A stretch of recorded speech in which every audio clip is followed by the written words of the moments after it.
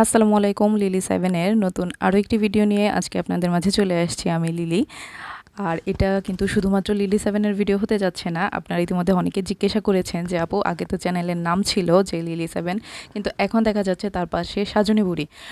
Basically এটা ছিল প্রথম আমার যে পেজটা ছিল, সে পেজটা ছিল না, এখনও আছে, সেটার নাম হচ্ছে সাজনী বুড়ি। তো সেখান থেকে আমি একটু একটু করে ইউটিউবে একটা যাত্রা যখন শুরু করি তখন সেটা কিন্তু লিলি 7 হিসেবেই শুরু হয়। তো আমার পরবর্তীতে মনে হয়েছে, আমার শুভাকাঙ্ক্ষীরা আমাকে জানিয়েছে যে তোমার যেহেতু এটা নিয়ে অলরেডি একটা পরিচিতি আছে, তাহলে তুমি ছোট করে এখানে একটু লিখে দাও, যেহেতু তুমি প্রথমে নামটা সাজনী বুড়ি দাওনি, তো এখানে যদি এটা দাও তাহলে কিন্তু একসাথে দুটো প্রচার হয়ে যাচ্ছে। সেজন্য সাজনী বুড়ির সাথেই আবার লিলি 7 একত্রিত হয়েই চলে যাচ্ছে কাজের ক্ষেত্রে।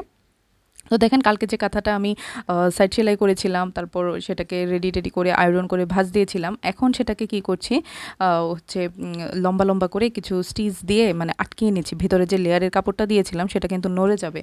মূলত যারা গ্রামে থাকেন তারা কিন্তু জানেন যে কাঁথা সেলাই করার ক্ষেত্রে প্রথমে মানে চারপাশে যেটাকে বলে মুড়ি দেওয়া, মানে চারপাশে যে বর্ডার লাইনটা সেলাই করা সেটাকে বলে মুড়ি দেওয়া। মুড়ি দেওয়ার মানে পরে মাঝখান দিয়ে একদম লম্বা লম্বা করে কিছু স্টিচ দেয়, যাতে মানে ছোট ছোট ফোর দেওয়ার সময় ভেতরের কাপড়টা নড়চড়া বা এদিকে সেদিকে কিছু না হয়।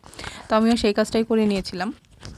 সেই কাজটা করার পর যে কাজটা করতে হবে, মানে অনেকের কাছে মনে হয় কি কাঁথা সেলাই করার জন্য যে ড্রয়িংটা করতে হয়, অ্যাকচুয়ালি নকশি কাঁথা, শুধু কাঁথা না, যে ড্রয়িংটা করতে হয় সেটা খুব বেশি ব্যয়বহুল আমার কাছে মনে হয়ে যায়। কারণ একটুখানি একটা আঁকানোর জন্য সেটার পেছনে কস্টিং প্রায় 200-250 টাকা বা 300 টাকা, কিন্তু অনেকটা বেশি।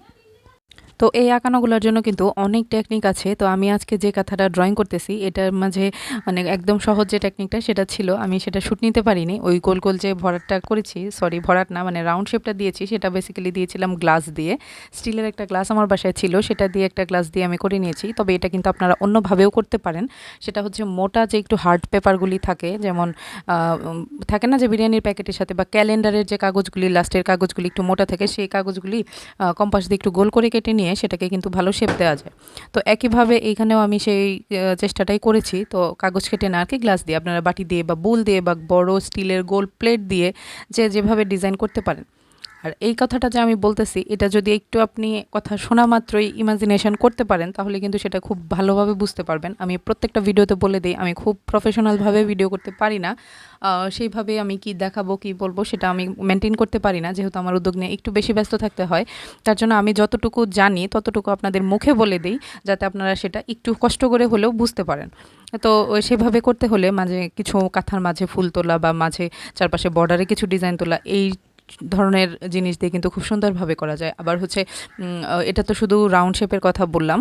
আপনারা যদি একটা মোটা কাগজে একটা ফুলের মতো হাফ ফুল শেপ এঁকে নেন, মানে এখনকার বাচ্চারা যে ক্রাফটিংগুলি করে কাগজ দিয়ে, মানে পেপার ক্রাফটিং, সেইখান থেকেও কিন্তু অনেক অনেক ডিজাইন এখানে তুলে নেওয়া যায়। তো আজকে যে ছোট কাঁথাটা করেছি তাতে একদমই সহজ উপায়ে 2টা টেকনিক আপনাদের আমি দিলাম।